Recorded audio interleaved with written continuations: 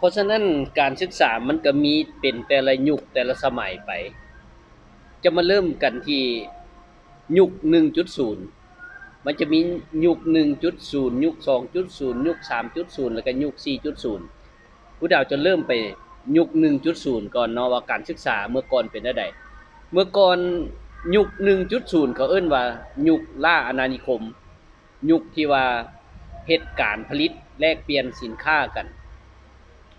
และเมื่อก่อนมันจะมี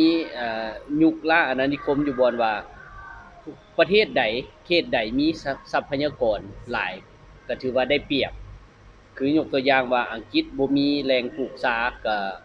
มาล่าอาณานิคมอยู่อินเดียแล้วก็มียุคเขาเอิ้นว่ายุค2.0ยุค2.0นี่ยุคอุตสาหกรรม หมายความว่ามีการศึกษาเพื่อสร้างคนให้ไปเฮ็ดเวียกป้อนอุตสาหกรรมเขาเอิ้นว่ายุคพัฒนาทรัพยากรแล้วเขาก็เอาการศึกษานี่มาสร้างคนเป็นทรัพยากรอุตสาหกรรมหมายความว่าเอาไปเอามาแล้วเป็นยุคของการศึกษาสร้างคนเพื่อป้อนอุตสาหกรรม มายุค3.0ยุค3.0นี่แม่นยุคข้อมูลพัฒนาคนพัฒนาการศึกษาโดยเป็นยุคข้อมูลข่าวสารยกตัวอย่างคือคือเซเว่นธุรกิจเซเว่นนี่เป็นหยังเขาจังประสบผลสำเร็จย้อนเขาเจ้ามีข้อมูลหลายเวลาเฮาเข้าไปซื้อเครื่อง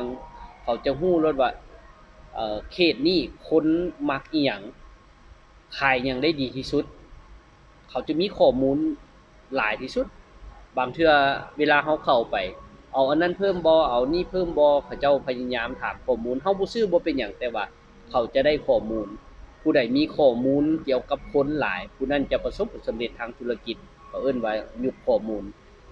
คือการเมืองเวลาเขาเจ้าเลือกตั้งออกนโยบายให้ประชาชนนี่ผู้ใดมีข้อมูลหลายเกี่ยวกับประชาชนผู้นั้นก็จะประสบผลสำเร็จในการเลือกตั้งอันนี้เขาเอิ้นว่ายุคข้อมูลมาถึง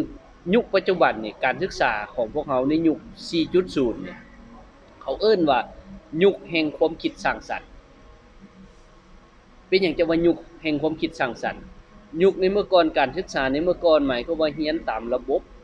เข้าโรงเรียนจบประถมจบมัธยมจบอุดมไปเรียนปริญญาตรีจบปริญญาตรีก็ไปหาเฮ็ดเวียก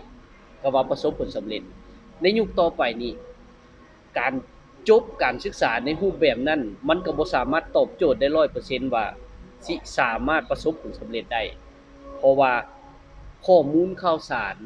คู่มือนี้มันไปไวหลายยุคแห่งความไวเพราะฉะนั้นการสิเฮ็ดหยังให้ประสบผลสำเร็จมันต้องมีความคิดสร้างสรรค์การที่มีความคิดสร้างสรรค์นี่ถามว่าการศึกษาในรูปแบบก่อนๆ50ปี100ปีก่อนมาถึงปัจจุบันนี้เฮาก็ยังใช้ในระบบนั้นอยู่มันได้ผลบ่มันก็ได้ผลแต่ว่าในเมื่อก่อนแต่การศึกษาสำหรับ Future Education เพื่อสร้างคนให้เขาเจ้าเติบใหญ่มาสู่โลกอนาคตนี่เห็นทีว่ามันค่อนข้างจะมีปัญหาแล้วเพราะฉะนั้นครูดาวอยากจี้ประเด็นว่าในยุค4.0นี่เฮาสิสอนลูกแนวใดให้เก่งและดี ต้องเน้นไปที่ให้เขาเจ้าสามารถมีความคิดสร้างสรรค์สามารถคิดวิเคราะห์ปัญหาเป็นแก้ปัญหาได้ช่วยเหลือตนเองได้เพื่อการใช้ชีวิตในอนาคตที่มีคุณภาพเพราะว่าระบบการศึกษาของเฮาส่วนหลายแท้มันเป็นการท่องจำผู้ใดจื้อดีกับผู้นั้นได้เรียนได้ดีได้ที่หนึ่งแต่ว่าข้อมูลข่าวสารในยุคที่เรียนในอนาคตมันค่อนข้างจะใช้บ่ได้แล้วมันต้องมีการ เฮ็ดสิ่งใหม่เพราะฉะนั้นการที่เขาจะมีคุณภาพเขาสิเฮ็ดสิ่งใหม่ได้ความคิดสร้างสรรค์มันต้องได้สร้างกันไว้แต่น้อยเนาะซึ่งสิเป็นแนวใดนั้นคลิปต่อไปครูดาวสินำไปลงลึกว่าถ้าเฮาอยากพัฒนาคนในรูปแบบใหม่พัฒนาลูกหลานเฮาให้เป็นคนเก่งคนดีในรูปแบบใหม่รูปแบบของยุคของอนาคตนี่ความจริงแล้วสิ่งที่จะถูกต้องเฮาควรให้การศึกษากันแบบใด ควรสอนกันแบบใดถึงจะได้คุณภาพอย่างแท้จริงพบกันคลิปต่อไปผู้ปกครอง